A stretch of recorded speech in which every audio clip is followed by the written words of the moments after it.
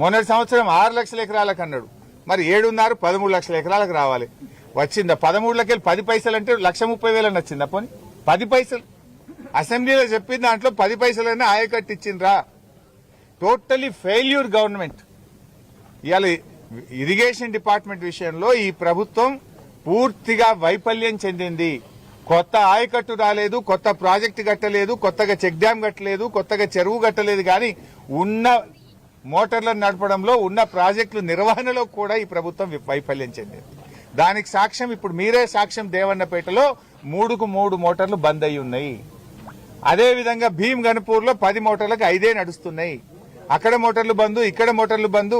ఏదో కట్ నీళ్లు పెట్టిన పొయ్యిలు ఉన్న దేవాలయ ప్రాజెక్టు నడపడంలో, రైతాంగానికి నీళ్లు ఇవ్వడంలో కాంగ్రెస్ పార్టీ పూర్తిగా వైఫల్యం చెందింది. రైతులకు అన్యాయం చేస్తా ఉందని చెప్పి మేము ఈ సందర్భంగా చెప్పదలుచుకున్నాం. ముఖ్యంగా ఇటు ఉన్న ప్రాజెక్టు ఇట్లా చేస్తుండ్రు. తెలంగాణ హక్కులు కాపాడడంలో కూడా ఫెయిల్. ఇలా గోదావరి మీద గోదావరి బంకచెర్ల కట్టం, గోదావరి నల్లమల్ల సాగర్ కట్టం అని చంద్రబాబు నాయుడు నీళ్లు తీసుకుపోయే ప్రయత్నం చేస్తే రేవంత్ రెడ్డి ఆయన గురుదక్షిణ చెల్లిస్తున్నాడు. నాకు అర్థం కాదు. ఇప్పుడు అర్థమవుతుంది ఏంటంటే దేవాలయాలకు నీళ్లు లేపబోయా అంటే లేపకుండా కిందికి నీళ్లు వదులుతుండ్రు. మేడిగడ్డ దగ్గర బ్యారేజ్ రిపేర్ చేయమంటే చెయ్యడు. బ్యారేజ్ లేకుండా కూడా మేడిగడ్డ మోటార్లు ఆన్ చేయొచ్చు అంటే అక్కడ మోటార్లు ఆన్ చేయడు. అంటే నీ ఉద్దేశం ఏంది?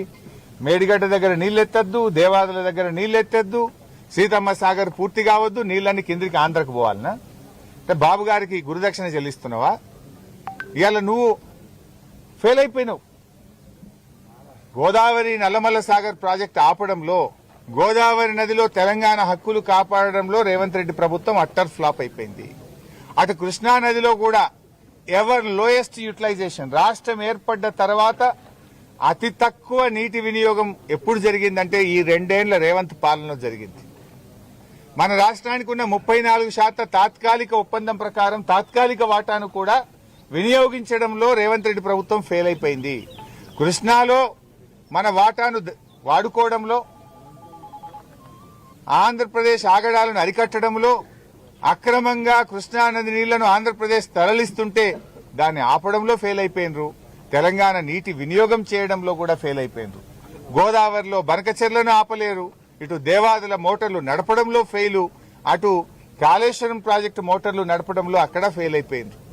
మీరు కొత్తగా నిర్మించిందేమి లేదు కానీ ఉన్న ప్రాజెక్టుల నిర్వహణలో కాంగ్రెస్ ప్రభుత్వం ఫెయిల్ అవుతా ఉంది.